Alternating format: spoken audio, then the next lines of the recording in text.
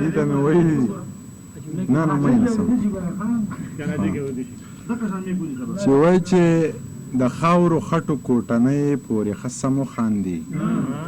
د خاورو خټو کوټنۍ پورې ښه سم وخاندي راشي زمونږ په غریبۍ پورې ښه سم وخاندي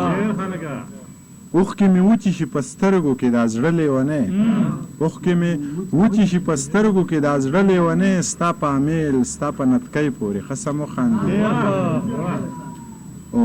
د محبت د ژوند د خونده دی که خبر شو چرې د محبت د ژوند د خونده که خبر شو چرې خان به والله خپلې خانۍ پورې ښه سم وخاندي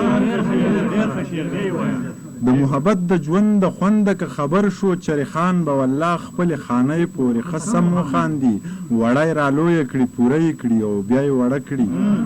وړی را لویه کړي پوره یې کړي او بیا یې وړه کړي نور کله کله په سپوږمۍ پورې ښه سم وړی را لویه کړي پوره یې کړي او بیا یې وړه کړي نور کله کله په سپوږمۍ پورې ښه سم وخاندي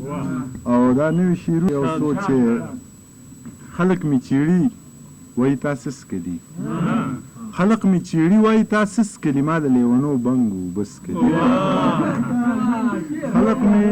چیړي وایي تا سسکلي ما د لیونو بنګو وبس کلي او ستا د اننګو خوله مې زخر شوه ستا د اننګو خوله مې زخر شوه ما په دغه پرخه کې رانجس کړي ستا د اننګو خوله مې زخر شوه ما په دغه پرخه کې رانجس کړي او مونږ که ګنهګار یو خو د یو بل یو مونږ که ګنهګار یو خو د یو بل یو ما باندې هغه ما په هغه سکلي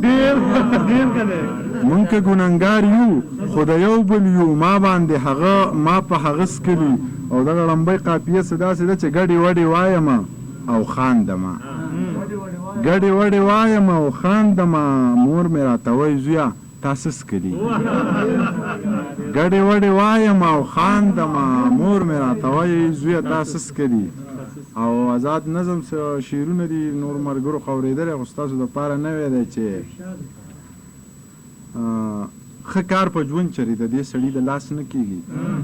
ښه کار په ژوند چرې د دې سړي د لاس نه کېږي دې د امید روجو نیونکو ته احساس نه کېږي یا یې بوډا پلار را پاسئ یا یې بوډۍ مور را پاسئ سحر ودشي روژه ماتې لی په زور را پاسئ او دوی که روجي نه وي خو بس یوې مزې لی نه وي دوی که روجي نه وي خو بس یوې مزې لی نه وي چې ماښام ښه بلا خوراک وکړمه دی لی نه وي که روژه دا وي په سارو درله روجي نیوم که روژه دا وي په سارو درله روجي نیومه په دې قچرو او په دې خرو درله روجي نیومه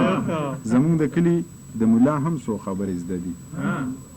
زمونږ د کلي د ملا هم څو خبرې زده دي بس د یوسف او زلیخې خبرې ډېرې کوي د اعتکاف او سرسایې خبرې ډېرې کوي په لوی اختر د اسماعیل هغه واقعه بیان کړي په سندرغاړي او شاعر پسې خبرې وکړي زمونږ د چم هغه نهر ماشومې نه یادېږي په لوی اختر د اسماعیل هغه واقعه بیان کړي په سندرغاړي او شاعر پسې خبرې وکړي زمونږ د چم هغه نهر ماشومې نه یادېږي که زه ګوپ کومه نو په ما باندې فتوې لګوي ما ته هندو ما ته جاهل ما ته کافر وایي که زما دا زړه وي دا ذهن وي او دا نظر وي نو ملا جانه ستانه مخکې به جنت ته ځم